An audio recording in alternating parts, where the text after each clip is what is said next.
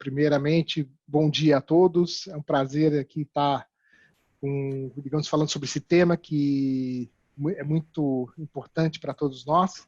É falar sobre as nossas cidades, afinal de contas, as cidades e os cidadãos são, no final, o grande foco para que a gente vai conversar aqui nesse nosso webinar do papo dos assuntos concretos e Future Com Livecast, né? E justamente falar sobre os desafios e as prospecções para o futuro da construção com a tecnologia. Eu conto aqui com a presença do Wanderson Leite.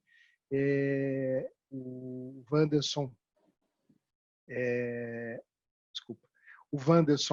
ele é CEO da Prospecta Obras. Agora ele está comentando que ele está lá em Floripa, né? Também estamos com a Stella Iroque, que é doutora em cidades inteligentes. Eu estava até comentando com ela agora há pouquinho que ela é uma hunter de cidades, de smart cities aí, em termos de ideias. E temos aqui o Juan Queiroz, secretário municipal de Tecnologia e Inovação da cidade de São Paulo, né? Muito obrigado pela presença de todos vocês, né?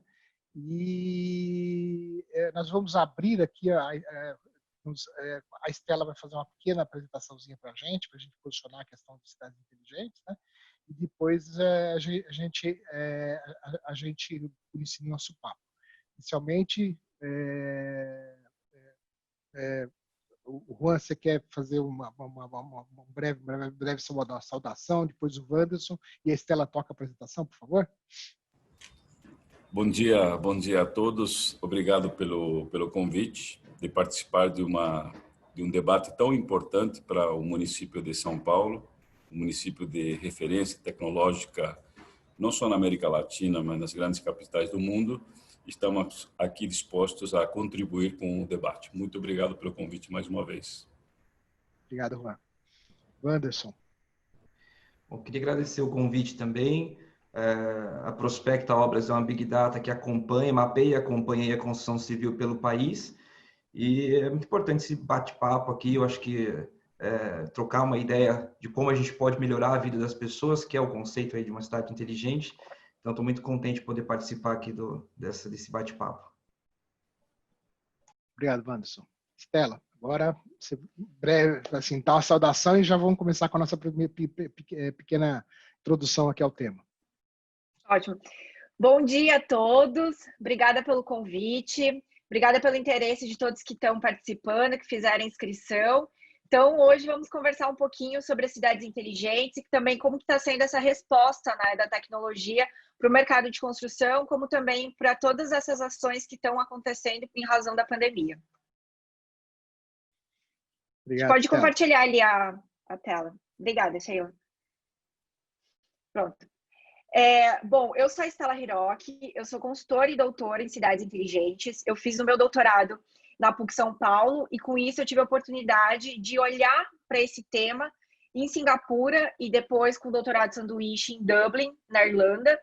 E ano passado eu fui a única representante do Brasil a fazer uma palestra no South by Southwest, que é o maior festival de inovação do mundo, que acontece em Austin, no Texas. E a partir disso, eu comecei a mostrar para as empresas e para os interessados, né, como as prefeituras, como trilhar esse caminho para tomar decisões mais assertivas dentro desse campo de cidades inteligentes. Mas aí vocês vão me perguntar e vai começar todo aquele debate. Mas aqui no Brasil, como é que a gente vai desenvolver uma Smart City ou ter ações mais inteligentes para uma cidade? Pode passar, Sheila, por favor. Eu começo falando sobre os parâmetros que formam uma cidade inteligente. Então, o que precisa ter para ser, de fato, uma cidade organizada como uma Smart City? São 6 principais áreas, e essas são as áreas que Singapura utilizou para utilizar esse brand, né? Essa marca de Smart City para se tornar muito mais também atrativa e ter ações dentro da agenda pública para tornar a tecnologia mais a favor dos interesses dos cidadãos. Então, vale lembrar que essas 6 áreas, elas estão organizadas de maneira horizontal nenhuma é mais importante que a outra e uma acaba afetando a outra. Então, as 6 principais são mobilidade, meio ambiente, pessoas, economia, governo e moradia. Chamo a atenção aqui por ser um debate sobre a área da construção, que o Smart Living, gente, por favor, não é só ter a Alexa de casa, sabe? Aquele assessor digital que você vai ficar conversando. Ou uma luz que, quando você estrala os dedos, ela acende, ou uma geladeira que vai te informar o que você precisa comprar. Não é isso. A parte de moradia inteligente é, de fato, olhar para recursos mais sustentáveis na parte de construção, como essa parte de moradia, ela conversa com o seu fluxo dentro da cidade, se ela te permite ter um acesso mais rápido, um acesso muito mais direto à aparelhagem de serviços dentro do espaço urbano. Sempre pensando nisso, na questão também de trabalho, educação e lazer. Então, por isso, vale chamar a atenção que moradia inteligente não é isso, não é a casa que fala, tá? Por favor. E a questão de Smart People, ou que hoje a gente já fala de cidadão inteligente, de Smart Citizen, é isso, olhar quais são as demandas que esse cidadão precisa para que esse espaço urbano responda de uma maneira muito mais acolhedora, segura e sustentável para as suas necessidades. Então, não é colocar lá um super programa de um software super caro da IBM, da Intel, para funcionar no espaço urbano e as pessoas lá que se virem com isso. Não, é fazer o contrário. É olhar o que essa população precisa para que, então, a tecnologia venha e responda. No próximo slide, eu deixo esse conceito um pouco mais conciso, que até é uma das pesquisas... Pode passar. É uma das pesquisas do professor chamado Antoine Picon, que é isso, ele define essa cidade inteligente já funcionando como uma cidade inteligente madura, é uma complexa combinação entre top-down de sistemas cibernéticos, ou seja, isso, grandes plataformas de tecnologia, né? Seja para colocar dentro da mobilidade, ou seja, no funcionamento hoje que a gente fala da logística de entrega de EPIs para o sistema de saúde. É esse grande sistema cibernético, mas ao mesmo tempo bottom-up, de baixo para cima, das iniciativas ligadas a indivíduos empoderados digitalmente. Então, tem que ter essa coesão entre esse movimento de cima para baixo das plataformas de tecnologia e de baixo para cima das demandas do cidadão, mas que entende utilizar a tecnologia de maneira crítica. Pode passar. E olhando para a questão hoje que a gente está vivendo, né, da pandemia, algumas respostas já começam a aparecer a partir do ponto de vista das cidades inteligentes. Então, são 4 que eu separei para a gente conversar, para a gente colocar aqui no debate. O primeiro que chama muita atenção é esse grande projeto do Sidewalk Labs, que era patrocinado pelo Google, que era uma proposta de renovação da Baía de Toronto, no Canadá, que o Google veio com uma proposta que parecia super bonita, né? Nas maquetes, nas imagens, que seriam prédios totalmente sustentáveis, feitos de madeira, já pensando na questão da pegada de carbono, mas por ser um projeto do Google, tinha muitas críticas, porque até que ponto o Google não ia invadir a privacidade das pessoas que morassem nesse lugar. Só o que aconteceu? Por conta da pandemia, eles notaram claramente que o projeto era muito caro, era incabível fazer isso dentro desse momento que a gente está pensando, a gente precisa ter ações muito mais diretas em relação à saúde do que criar projetos de ostentação, projetos que são muito caros. Então, um dos primeiros efeitos da pandemia foi esse cancelamento de projetos que são exorbitantes e veio, então, o cancelamento desse projeto do Sidewalk Labs. Junto com isso, outro ponto que está sendo falado muito, já vinha, né, antes da pandemia, mas é a questão da mobilidade. E dentro dessa área, vem 3 pontos que chamam muito mais atenção. A micromobilidade, para que ela atenda às áreas que de fato necessitem dessa integração da micromobilidade com a malha, né, de transporte público, que não é só a micromobilidade para determinados bairros de alta renda, né, Wanderson, aqui, por exemplo, aqui em Florianópolis, a parte dos patinetes e bicicletas elétricas ficavam mais restritas à beira-mar, e não tinha essa locomoção para, de fato, áreas como na região norte ou na região sul da ilha, que, de fato, precisam dessa comunicação do tráfego aqui dentro. E também entra muito mais em debate a questão da pedestrianização, parece grande esse nome, mas é colocar o pedestre como protagonista das ruas por conta disso, porque nós não podemos, né, fazer grandes deslocamentos para evitar o contágio. Então, por isso que se torna muito mais importante ainda hoje falar da cidade de 15 minutos, que você consegue se deslocar até 15 minutos a pé para os serviços, as atividades que você precisa, de fato, fazer nesse espaço urbano. E vem mais ainda a questão mais forte, a aplicação, a adoção dos carros autônomos, por conta disso, do contato que amplia o contágio. Então, por isso que ainda já vinha esse debate do carro autônomo, mas agora com mais força ainda, porque é muito relacionado a questão da mobilidade com a disseminação da doença. Então, tem essa relação muito forte. Outro ponto muito interessante que está vindo com isso para cidades inteligentes é o de Health Security, mas pode ser traduzido como segurança, que vai disso. Como fazer essa logística muito mais assertiva no espaço urbano para o abastecimento de EPIs, vendo em relação quais bairros que estão necessitando dessa entrega de EPIs em relação a outras áreas que às vezes o contágio não está tão grande, então não precisa mandar as duas demandas de EPIs iguais para diferentes hospitais. Então, entender mesmo essa relação de contágio e logística. E um caso muito interessante foi o que aconteceu em Singapura, falando nisso de coleta e cruzamento de dados, que Singapura, eles cruzaram o banco de dados do Ministério da Saúde com o de imigração para entender como que estava acontecendo o fluxo de contaminação dentro do espaço urbano. Então, e por isso que vem muito mais forte essa questão dos dados e esse cruzamento de informações para a gente ter ações muito mais direcionadas à saúde. E eu chamo a atenção também, falando, né, disso de Health Security, por que não, então, usar as redes mais antigas que a gente tem no espaço urbano, que são os esgotos, com a inovação que é captar informações desse esgoto, porque tanto a Universidade de Minas Gerais fez um trabalho sobre isso, e a Federal de Santa Catarina também, mostrando quais áreas tinham um crescimento maior de contaminação pela Covid-19, e a Federal de Santa Catarina descobriu uma coisa muito interessante. Já tinha resquícios do vírus em Florianópolis desde novembro de 2019, 5 meses antes da OMS declarar a pandemia global, que foi no dia 11 de março de 2020.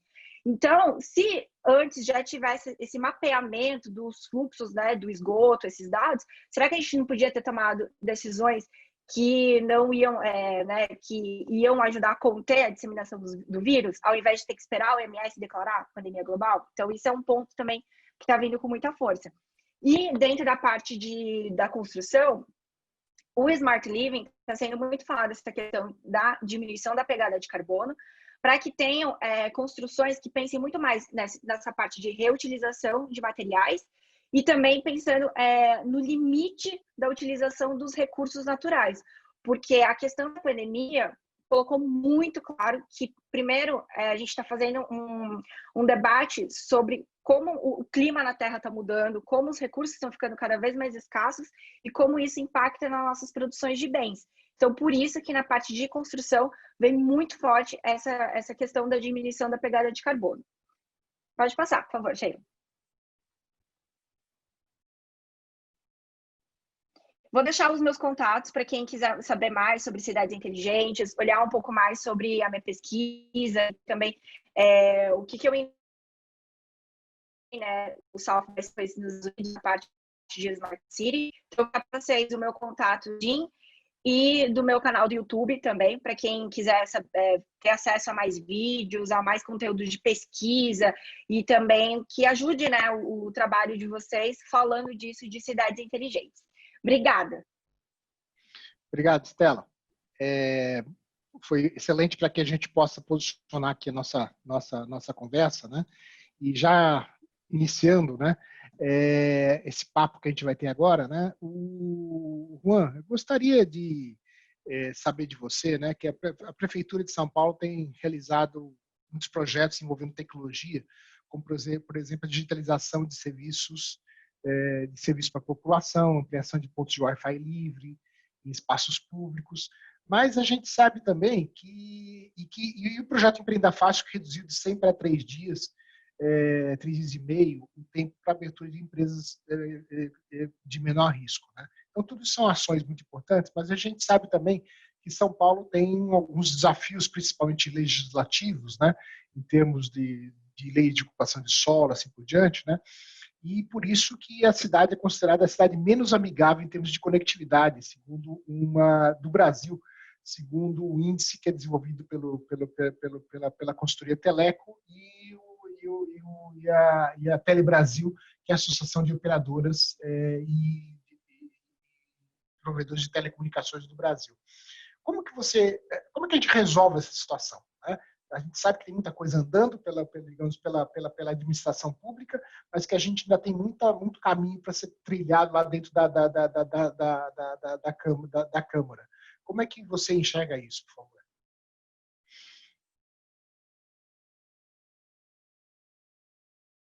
Você está no mudo, Juan. Você tá no mudo. Agora sim, né? Desculpe.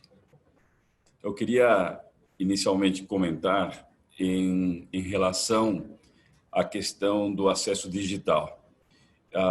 Eu sou empresário, licenciado das minhas atividades empresariais, sempre militei no setor privado. E quando você tem uma experiência no setor público, você percebe de que há um instrumento enorme de transformação, no sentido de buscar sempre melhorias naquilo que você pode auxiliar a sociedade. Aqui a determinação do nosso prefeito Bruno Covas, desde o início, foi muito clara de avançar na digitalização dos serviços da prefeitura. Quando nós discutimos Smart City, nós levamos em consideração também a atitude do poder público perante o cidadão. Então, o que nós fizemos como estratégia? Antes da pandemia e após, no início da pandemia, nós aceleramos o processo de o cidadão ficando em casa conseguir ter acesso a todos os serviços para evitar qualquer tipo de deslocamentos. Para ter uma noção, hoje, mais de 400 serviços que a prefeitura presta ao cidadão, eles são digitais. E nós avançamos na inauguração rápida dos Descomplicas, que são instrumentos onde no Descomplica Digital o cidadão ele consegue pagar suas contas, tirar seus documentos, acessar aquilo que é a essência do dia a dia deles. Então, hoje, a nossa prefeitura está com 99,7% de seus processos digitalizados. Nós vamos avançar como meta 100% até o final do ano. Esse é o primeiro ponto, quando você tem o poder público interagindo junto à sociedade.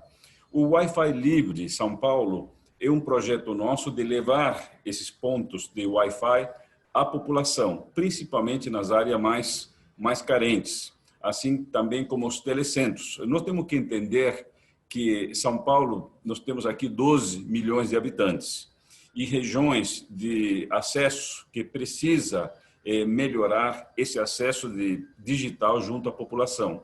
Então, nós já implantamos 130 telecentros, estamos reabrindo esses telecentros, onde o cidadão ele é atendido, ele não tem computador em casa, lá ele tem computador, ele leva seu celular e nós ensinamos ele a operar no computador, ensinamos a operar e acessar os serviços no celular também. São pequenas coisas de transformação, principalmente para as crianças e a juventude como um todo. Então, a complexidade de você ter uma cidade digital é uma transformação diária com uma estratégia de médio e longo prazo.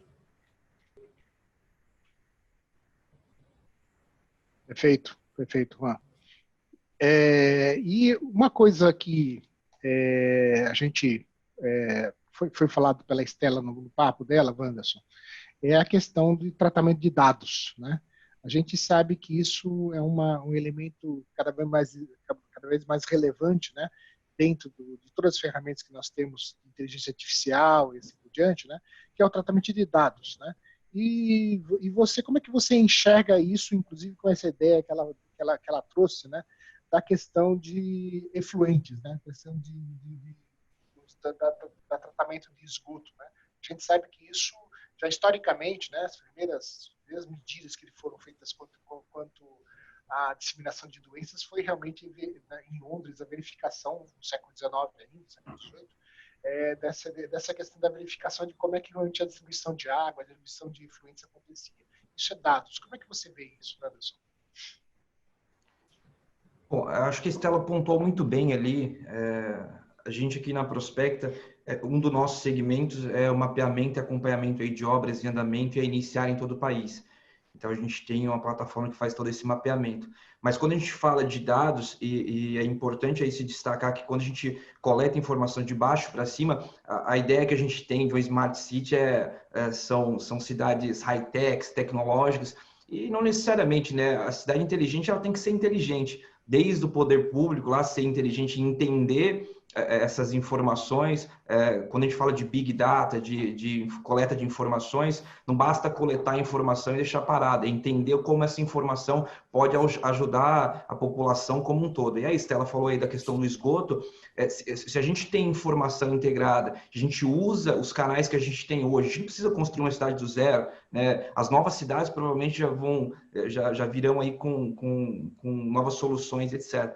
Mas a coleta de dados, ela funciona basicamente no que já existe, coletar essas informações e utilizar essas informações com inteligência, para que essa informação atenda a população, os problemas, as demandas, etc.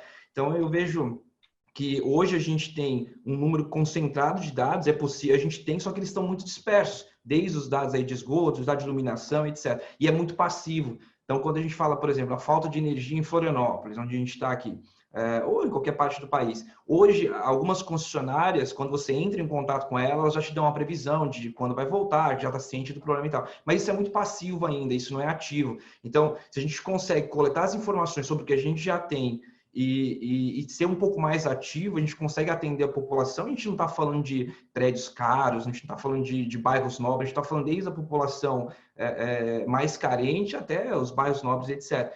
Então, essa coleta de informação, ela tem que ser primeiramente usada com inteligência, usar essa informação para entender como as pessoas estão se comportando, como elas estão consumindo, onde elas estão consumindo, como elas estão descartando as coisas e utilizar esse dado para melhorar a vida das pessoas. Perfeito, Anderson. Estela, assim como o Juan colocou, né, São Paulo é uma cidade gigantesca, né? Mais de 12 milhões de pessoas, se você considerar a área metropolitana, passamos de 20, né? E na sua avaliação, você apresentou realmente, assim, dentro da sua conceituação, né, da cidade inteligente, os diversos aspectos que deveríamos considerar. Mas numa cidade tão grande como São Paulo, multifacetada, quase um país, né? Como é que a gente deveria fazer a abordagem, efetivamente, para a gente seguir na evolução de uma cidade como São Paulo, gigantesca, nos conceitos de cidade inteligente?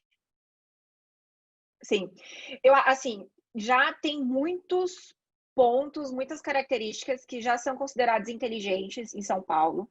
E isso não sou eu que estou falando, tem um ranking internacional feito na Espanha que já avalia algumas cidades brasileiras como inteligentes por ações que elas tomaram. O que é muito interessante, por exemplo, de São Paulo, o que eles tomaram? São Paulo consegue muito bem combinar uma expertise tanto das pessoas, dos brasileiros, quanto acolher estrangeiros para que essas expertises, essas habilidades interajam juntas e desenvolvam projetos que sejam tanto benéficos, a gente está falando tanto na parte do mercado, mas também para a cidade de São Paulo. Só que, claro, isso ainda fica restrito a bairros de alto poder aquisitivo. Então, até aproveitando o gancho, eu li ali no bate-papo, desculpa, não vou lembrar o nome, mas alguém falou da questão, e é isso mesmo, para a gente mobilizar uma cidade tão grande como São Paulo, ou como quantas outras megalópolis que existem no mundo, tem que não é tentar fazer um projeto gigantesco para que, olha, vou impor para que toda a cidade de São Paulo, os milhões de habitantes, sejam cidadãos de uma cidade inteligente. Não, tem que começar de um projeto pequeno, e isso vai ganhando escala, e isso vai impactando, para que sim, daí depois, toda a cidade seja considerada Smart City, ou como hoje também em Singapura acontece, eles já estão caminhando para ser uma nação inteligente. Isso que seria um próximo passo, uma Smart Nation. Então é isso, de fato, começar do pequeno. E assim, só fazendo um exemplo, talvez depois eu desenvolva melhor essa fala, mas para quem tiver interesse, no meu canal tem 3 entrevistas da revitalização do edifício Dandara, que fica na Avenida Ipiranga, aí no centro de São Paulo, porque o caso do Dandara é que é um prédio que foi ocupado pelo movimento de ocupação, e tirando essa ideia que construções direcionadas, né, para quem não tem um alto poder aquisitivo, dentro do Minha Casa Minha Vida, não seja só nas áreas periféricas, mas sim pensar na revitalização de prédios que têm um potencial grande, que isso vai revitalizar não só a moradia, dar oportunidade de moradia, de endereço para essas pessoas, mas que isso também acaba por revitalizar a rua, o bairro, a região, e assim vai ganhando escala. Então, só um pequeno exemplo, depois, se for possível, eu descrevo um pouco melhor como foi o projeto. Perfeito, obrigado, Stella. E, Juan, tudo que a Stella comentou aqui, nós estamos falando de planejamento, né? E a gente tem que realmente pensar, e realmente a administração pública realmente tem que realmente fazer um planejamento de médio, curto e longo prazo, né? E um dos temas aqui que aparece, né, até um comentário aqui do Augusto Viana, né? Ele comentou aqui que, na opinião dele, cidades inteligentes passam obrigatoriamente pelo conceito de governos inteligentes. Então, existe uma necessidade de mudança cultural na gestão pública. Como é que você enxerga essa questão de planejamento e mudança cultural para que a gente possa efetivamente evoluir para uma cidade inteligente aqui em São Paulo? Aqui em São Paulo, nós estamos com um projeto de transformação do centro urbano.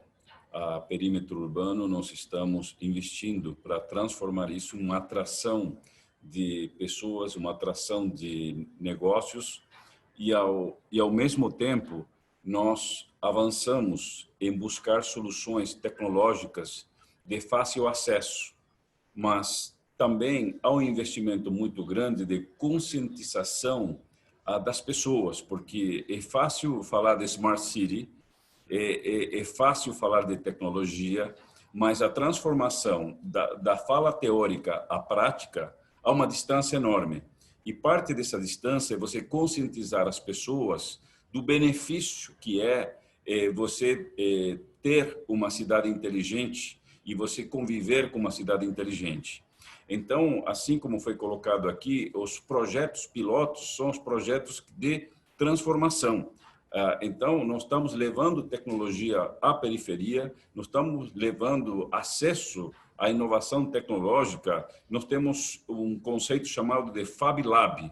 São laboratórios nas periferias, onde quem tiver uma ideia criativa terá toda a tecnologia para transformar a ideia num produto. E, a partir dali, esse produto é vendido na comunidade e geração de renda e economia também. Então, a inovação tecnológica, ela transforma. E esta transformação que dá os valores necessários para a sociedade entender que estar dentro de um conceito de Smart City é um conceito cultural, onde a cultura é a referência para este processo ter sucesso. Não é só ter tecnologia, é transformar as pessoas para abraçar este benefício tecnológico.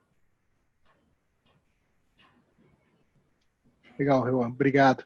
Assim, e Wanderson, a gente acompanha bastante, a gente dentro da Concrete Show ano passado, nós tivemos aí a gente chamou de calçada de Miami, né? A gente vê as ações de pavimentação de concreto, pavimentos de concreto para realmente melhoria digamos, de uma série de índices e condições de tanto de manutenção, mas também de sustentabilidade dentro da cidade, menor uso energético. Na sua visão, o setor de construção civil está passando por essa transformação digital? E como que a adoção de novas tecnologias pode impactar diretamente no desenvolvimento de tecnologias na área de construção civil, pode impactar diretamente no desenvolvimento das cidades inteligentes? Não, legal. É importante separar a construção civil porque ela é muito grande, né? Quando a gente fala em construção civil, a gente está falando desde a indústria ali até canteiro de obra, comércio, enfim. É óbvio que a construção civil está passando por uma transformação digital mais lenta do que o normal, porque a construção civil ela dá passos lentos, ela não, pelo tamanho que ela tem, pelo tanto segmento que ela carrega nas costas, ela não dá passos tão largos quanto a gente gostaria. A gente está há 11 anos tentando implementar tecnologia na construção civil e a gente viu um salto aí nos últimos 3, 4 anos enorme. Então, quando se fala de indústria, por exemplo, indústria 4.0 e tal, chão de fábrica, ela já é bem tecnológica, os produtos cada vez mais estão pensando em sustentabilidade, a gente vê isso, né? Isso é inegável. O que eu acho que falta muito na construção civil, principalmente no Brasil, ela é muito artesanal ainda, quando a gente fala em canteiro de obra e comércio. Então, existe um avanço muito grande por parte da indústria, né? A indústria procurando aí, a gente já fala em casas construídas em 3D, casas sustentáveis, etc.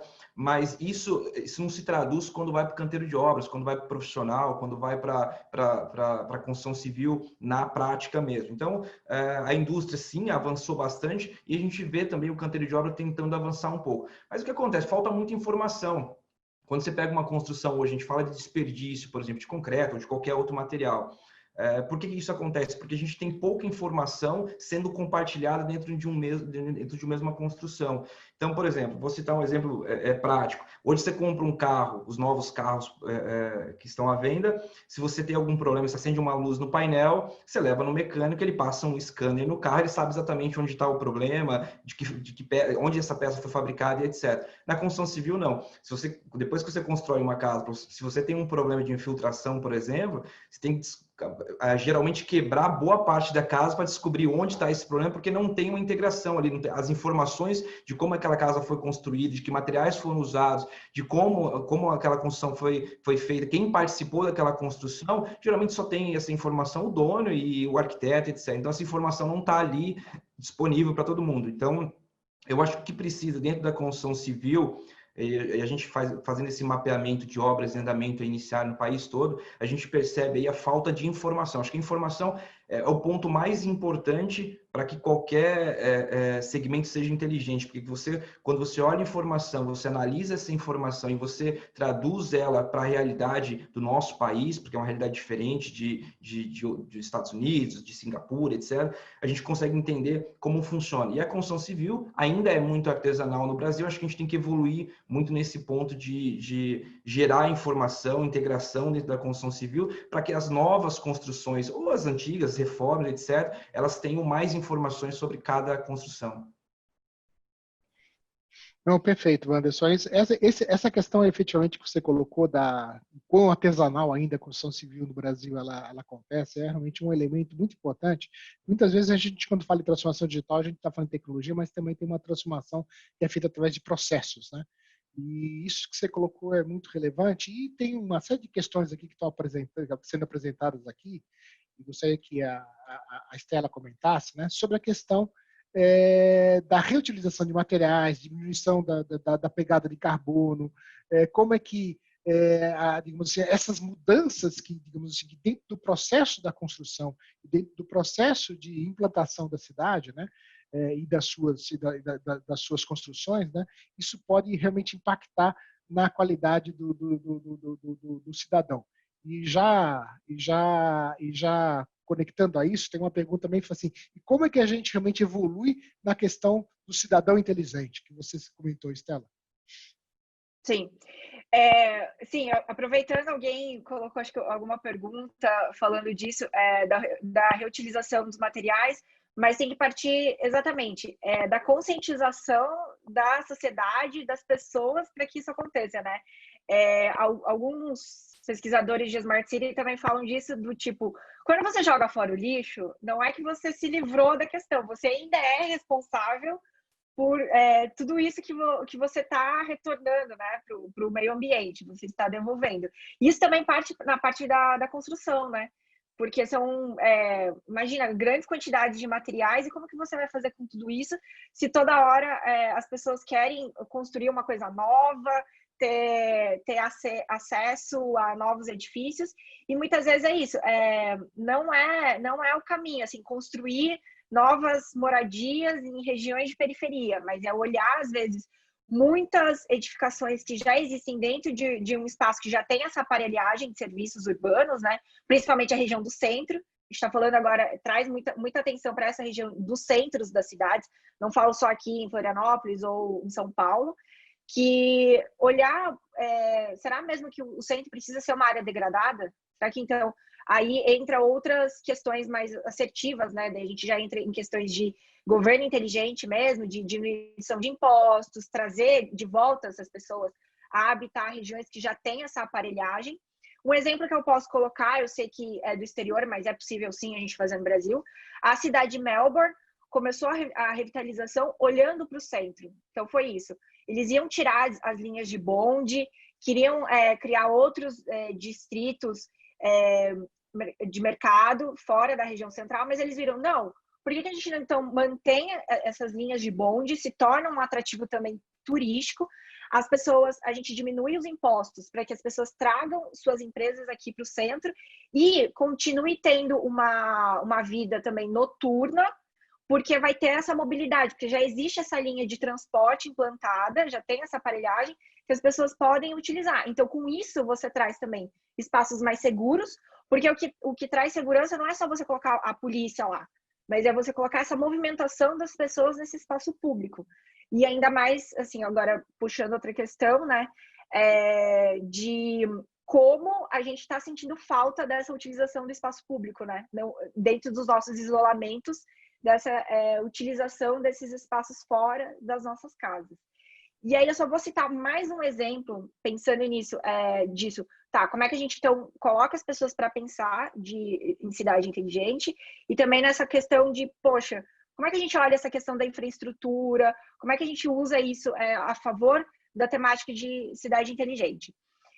Um exemplo que eu gosto bastante, eu sempre olho muito os projetos do MIT Sensible City Lab. Depois eu escrevo ali no chat aí do bate-papo. Eles fizeram um projeto ano passado chamado Good Vibrations. Por quê? O que eles perceberam? Na frente lá da universidade tem uma ponte muito antiga que liga o campus do MIT em Cambridge com a cidade de Boston. E eles foram vendo isso, a quantidade de pontes antigas que tem nos Estados Unidos e como é caríssimo verificar a manutenção dessas pontes. Né? Assim, não está muito distante da nossa realidade, né? Wanderson, a gente só tem uma ponte aqui, né? Outra que está melhorando ali, que estão fazendo ali mais ou menos. E São Paulo, a quantidade de pontes que tem que precisam de manutenção. E olha que legal, a partir do acelerômetro dos celulares, que permite os celulares ficarem na posição horizontal para vertical, isso é uma função que existe nos celulares, o MIT descobriu que quando, por exemplo, empresas de mobilidade como Uber ou Lyft, que existem nos Estados Unidos, a partir do movimento dos celulares vibrando dentro do carro, quando passa por essas pontes, é possível verificar se a manutenção das pontes está em dia ou não. Claro, isso você precisa fazer um grande trabalho de Big Data, né, de quantas trajetórias dos aplicativos, né, de mobilidade passando por essas pontes, para daí de fato tirar um resultado verificando quais partes da infraestrutura da ponte que está danificada por conta da trepidação. Mas isso daí é um ponto que agora a gente está vindo com muita força em Smart City. A quantidade de dados que a gente produz no espaço urbano e é jogado fora. As pessoas não olham para isso. Então, esse é um caminho, é olhar para as informações que a gente está produzindo e a gente não está tirando o resultado delas. Então, acho que isso fica também como um ponto para a gente, fazer os cidadãos mais empoderados digitalmente, tá? Saber, mas a minha informação está indo para onde? Então, acho que essa é uma questão que eu deixo para vocês também. Legal, legal, é isso mesmo, Estela. A gente, inclusive, dentro lá da Poli, a gente fez um projeto muito interessante usando o que você comentou de dispositivos IoT, né, para medir vibração de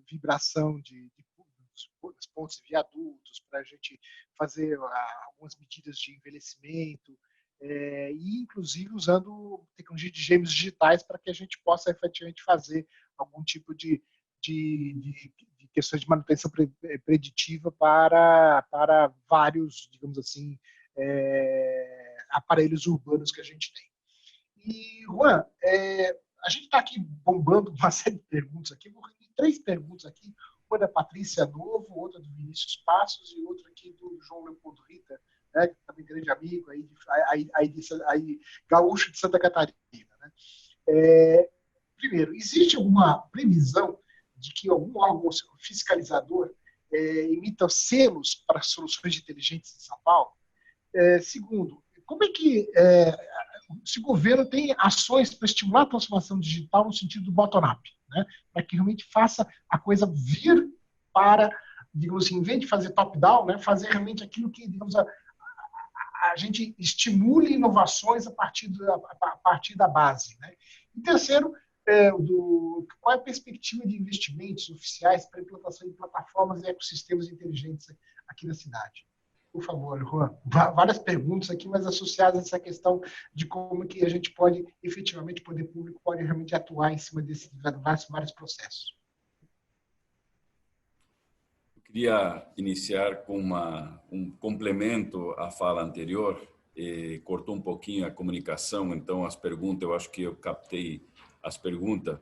Aqui nós temos um sistema chamado 156, onde o cidadão se comunica diretamente com o município e faz seus pedidos, como agendamentos, poda de árvores, enfim, aquilo que é a relação com o cidadão direto. Neste sistema, um sistema onde há uma inovação tecnológica, esse pedido ele vai diretamente às subprefeituras. As subprefeituras recebem o pedido e eles acompanham via digital todo o processo do serviço, e isso é filmado. E o próprio munícipe, se ele quer qualquer informação, ele entra no site da sua ordem de serviço e vai acompanhando o serviço que está sendo realizado a seu pedido. Então, hoje, a inovação tecnológica diminuiu o espaço entre o munícipe e o prestador de serviço, que é o município. É uma tecnologia que já está embarcada e já está funcionando muito bem. A questão dos apps que nós temos nos tapa-buracos, normalmente nós temos uma equipe de engenharia que leva um sistema como um celular, e à medida que você vai pela rua, ele vai mapeando os movimentos. Então, onde tem buraco, onde tem desnível, esse sistema capta. A partir dali, se define cada rua, que tipo de asfalto terá e que tipo de tapa-buraco terá em relação a isso. Então, uma tecnologia que a gente hoje está acompanhando todas as ruas de São Paulo para tentar resolver essas questões, e realmente nós estamos avançando muito nesse tipo de serviço. Antes de ser secretário, eu fui presidente da São Paulo Negócios, né? E na São Paulo Negócios nós temos o maior programa de startup da América Latina. Nós temos aqui o festival do São Paulo Tech Week, hoje o maior festival do mundo de startups. O que nós tínhamos como conceito, e temos ainda, porque um programa de médio e longo prazo, é acelerar essas startups com soluções, principalmente em setores essenciais, como o setor de mobilidade urbana, setor da saúde, da educação e principalmente o efeito direto ao clima na nossa cidade.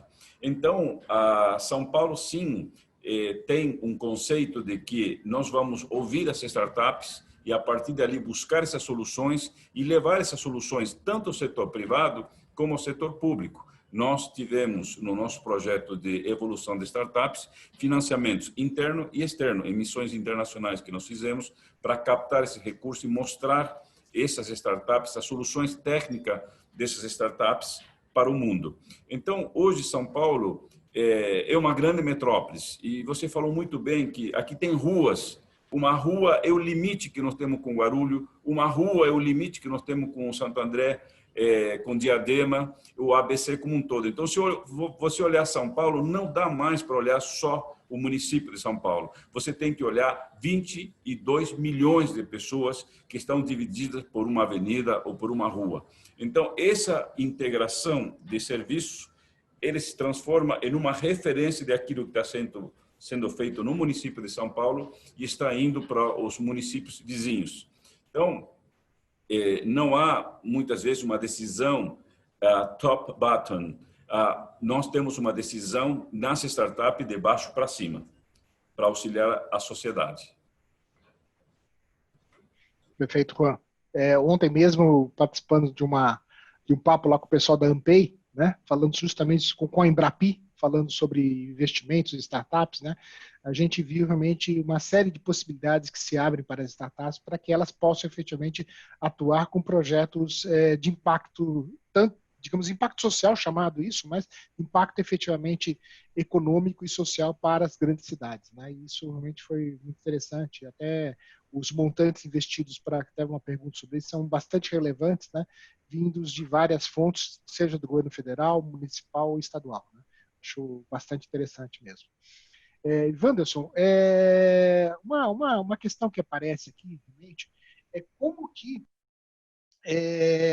que a construção civil ela pode se tornar mais eficiente para que ela possa auxiliar todo esse processo. Até o comentário que veio aqui do Alberto Doria, né, é justamente sobre essa questão, que ele concorda que a construção civil seja o espinho dorsal de qualquer cidade, mas como que ela pode se tornar mais eficiente? E conectando uma outra pergunta que veio aqui do Carlos Rocha, né, com a pandemia, o trabalho remoto aparentemente vai se tornar uma realidade, né? E vai acontecer uma série uma maior ociosidade de prédios comerciais. E também com maiores demandas, um dia mesmo eu estava conversando com o presidente do Secov aqui em São Paulo, né? Maior demanda digamos, nas residências de outros tipos de estruturas. Como é que você vê tudo isso em termos de impacto na construção civil? Respondendo a primeira pergunta, como que a construção civil pode se tornar mais eficiente? Eu acho que eu bato sempre na tecla da informação. Acho que quanto mais informação a gente tem à disposição, seja para o setor do comércio, para o empresário, agora com a pandemia, os comércios, lojas de materiais para construção sofreram muito com obras paradas e mais por outro lado, quando a gente mapeia hoje mais de 800 mil obras que estão em andamento e a iniciar no país.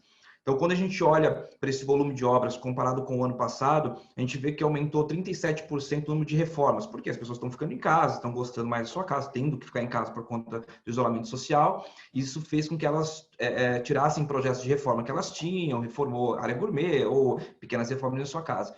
Então, só que o comerciante, até ele ter essa informação, a pandemia já acabou. Então, ele estava ainda focado na construção civil, ele estava ainda focado em obra, quando a reforma teve um aquecimento grande e ele não estava olhando para esse setor de reforma, não estava preparado. Os grandes home centers que existem pelo país, eles já estavam percebendo isso e eles aí criaram festival de bricolagem, etc., faça você mesmo, e eles conseguem passar pela crise aí observando por cima do muro. Agora, o pequeno comerciante, ele não tem essa visão. Então, primeira coisa é informatizar. Eu acho que a informação é a principal ferramenta que a gente tem para entender como as coisas estão funcionando e tornar a construção civil mais eficiente.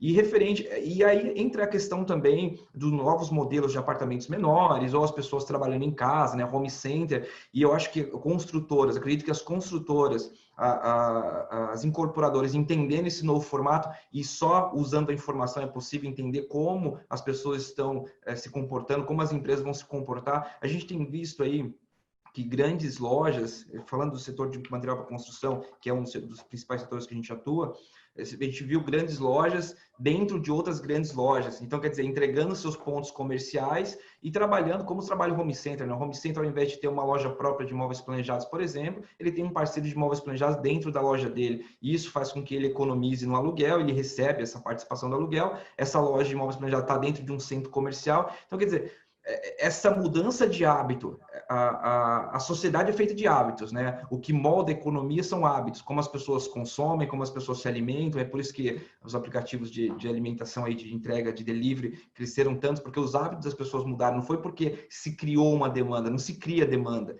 Demanda se atende.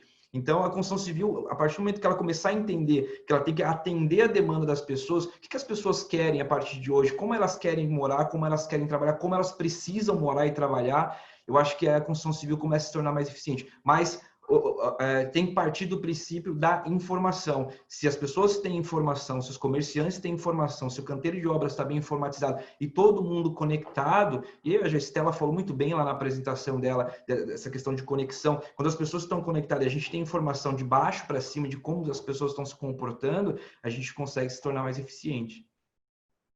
É isso mesmo, Anderson. A gente outro dia mesmo estava conversando sobre essa questão dos canteiros conectados, né? Realmente é fundamental em todo esse processo para que a gente possa realmente implementar realmente na cadeia logística da construção tudo de forma mais eficiente. Passar mais uma pergunta para o Juan.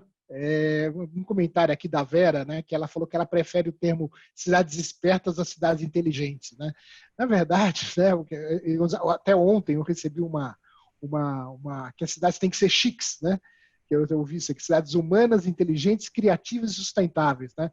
Na verdade, a cidade, digamos, o termo, né, ele vai se evoluindo no sentido de que a gente tem uma série de novas demandas dentro dos aglomerados urbanos, né? Para que a gente possa tornar tudo mais eficiente e que a gente melhore digamos assim, a qualidade de vida do cidadão. No final das contas, é isso que a gente trata. Né? Mas, Juan, aqui uma série de perguntas. A gente está fazendo aqui uma live que é uma live conjunta da FutureCon junto com assuntos concretos, né? com a Concrete Show.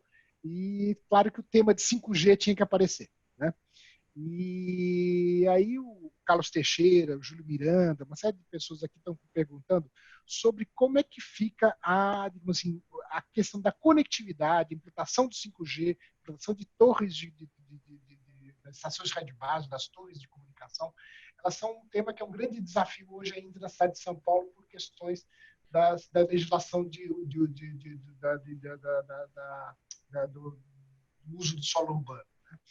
Como é que você enxerga essas várias questões, seja na questão digamos, da liberação de novas licenças, da construção de novas torres e colocação de antenas? Você falou mesmo do projeto do Wi-Fi, né, sobre as várias questões que estão associadas à implantação digamos, dos sistemas de radiação.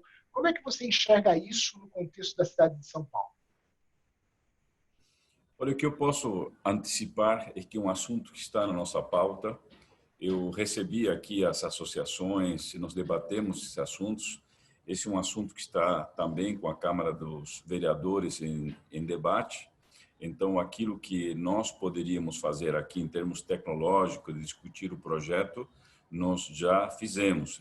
Teve uma participação ativa, não só da nossa secretaria, que cuida dessa área de inovação e tecnologia, mas também de outras secretarias integradas em busca de uma solução.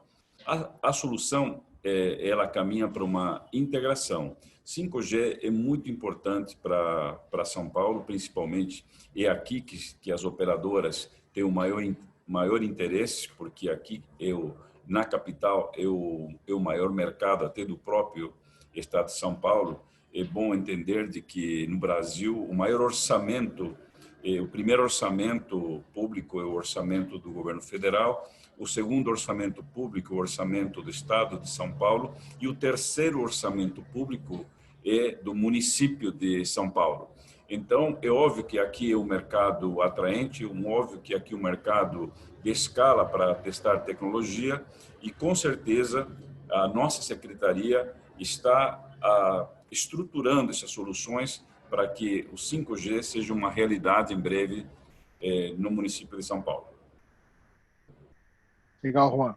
Realmente é isso que a gente precisa ter bastante, realmente esse debate, essa comunicação entre os órgãos. Né? Eu mesmo participo lá na ABPrest, sou brasileiro prestador de serviços de telecomunicações, que certamente esteve com você, né?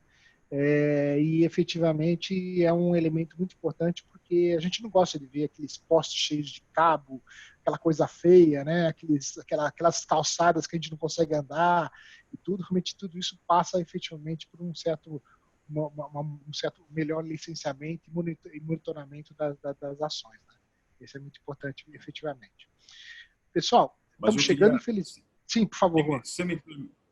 permitir complementar naquilo que foram as suas últimas palavras, e bem rápido, terminando aqui essa oportunidade que você nos deu de participar desse evento aqui agora, nós temos uma reunião, eu faço parte do Conselho de Concessões e Parcerias. E um assunto que vai ser discutido no nosso conselho, estou até antecipando ali a pauta da reunião daqui a 10 minutos, é a discussão das concessões e PPP dos dutos que nós temos embaixo da cidade. Então, nós temos dutos que podem ser usados e concessionados para empresas de alta tecnologia, para levar serviços e acelerar a integração tecnológica da cidade. Então, já há um investimento em infraestrutura, usar essa infraestrutura para agregar valor à parte tecnológica da cidade. E nós vamos discutir isso, e a nossa posição, antecipando também, é de aprovação desse projeto para que a iniciativa privada possa participar das concessões da infraestrutura urbana da capital.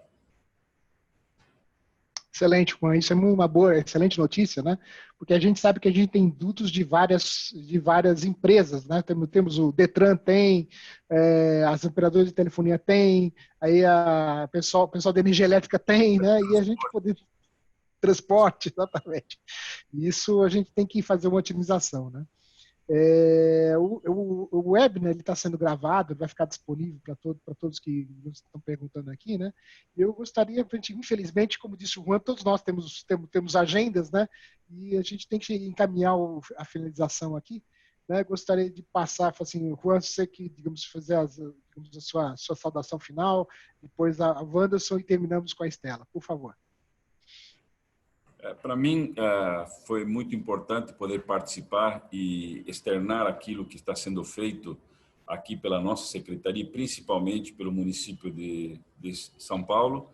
Nós temos um prefeito jovem, ativo e tecnológico, então facilita a nossa vida aqui quando a gente discute em aplicar inovação tecnológica, principalmente nas áreas mais carentes, nas comunidades mais carentes da cidade, e agradecer junto aos participantes deste momento tão especial, e muito obrigado mais uma vez pelo convite.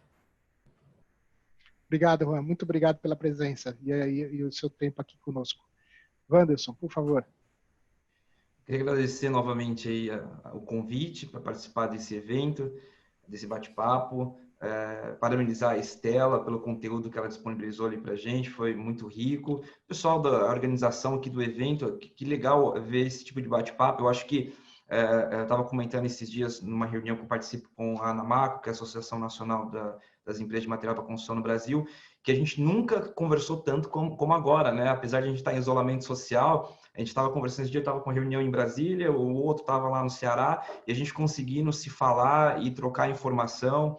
E eu acho que se tem algum lado positivo nessa pandemia, foi isso, foi essa conexão, essa troca de informação que a gente sempre batalhou tanto para que a gente conquistasse. Então, é muito bom poder participar e deixar aqui prospectaobras.com para quem quiser dar uma olhada nos nossos conteúdos. A gente mapeia, acompanha obras em andamento a iniciar em todo o país, gerando informação para a construção civil. E é isso. Muito obrigado pelo convite aí e vamos em frente. Obrigado, Wanderson. E corroborando aqui o que o amigo Spaca, presidente da ABIN, que é a Associação Brasileira de Internet das Coisas, está colocando aqui, pena que o tempo foi muito curto, né, Estela? Assim, a gente teria, esse é um assunto muito, muito legal e que a gente tem para conversar há muito tempo, né? Sim. Então, obrigada a todos pela atenção. Eu fico muito feliz, nossa, chegou ali a mais de 180 pessoas interessadas a falar sobre o tema, porque isso é muito importante, gente. Smart City não é só para determinadas cidades, a gente tem que fazer mesmo esse movimento dos pequenos e médios municípios no Brasil, porque os países exteriores estão muito de olho no que a gente está fazendo aqui, e o Brasil tem sim um potencial como plataforma de tecnologia, a gente faz muita coisa muito boa, muito interessante aqui. Então, desenvolvam seus projetos. Vocês têm o meu contato, as perguntas que não deu para a gente responder aqui, podem me procurar no LinkedIn, YouTube, Instagram, a gente continua o papo. Então, agradecer a todos os participantes. A moderação do Hermano, olha, a curadoria foi show ali das perguntas também, que foi bem dinâmico. Convite da Sheila também para a gente estar aqui falando. Eu só queria deixar daí só um comentário, pensando nisso da ociosidade, né, dos locais comerciais, a questão com a chegada do carro autônomo, vai chamar muita atenção também disso, da ociosidade, de estacionamentos, de locais, porque o carro autônomo não é mais o carro parado, e sim muito mais fluxo nesse espaço urbano. Então, também fica essas outras ideias que a gente vai ter que ter, o que fazer com esse futuro da ociosidade de áreas de estacionamento, que vai desde, né, de estacionamentos privados até áreas comerciais, de mercado, shoppings. Então, outra demanda grande que vem vindo aí para a gente, pesquisar bastante em cidades inteligentes. Então, muito obrigada pelo convite. Verdade, Estela. Esse é um ponto muito importante. Eu participo também lá na ABINC, como eu falei, na Associação Brasileira de Internet das Coisas, do Grupo de Mobilidade Urbana, né? E tem projetos da Volvo, da Bosch, muito interessantes sobre justamente o que você falou, que é o carro em movimento e não o carro parado, né? E como que isso pode realmente efetivamente impactar dentro do ambiente urbano, né? Então, muito obrigado a todos, né? Foi uma pena, realmente, o tempo realmente foi curto para um tema tão relevante, mas é bom porque a gente vai retomar isso em outras oportunidades. Muito obrigado, Juan, pela participação, Wanderson, Estela, e obrigado a todos aqui na audiência e até a próxima. E como disse, está gravado e pode acompanhar para a gente e mandar perguntas aqui para os participantes também, né? Muito obrigado, grande abraço e bom dia a todos e até a próxima.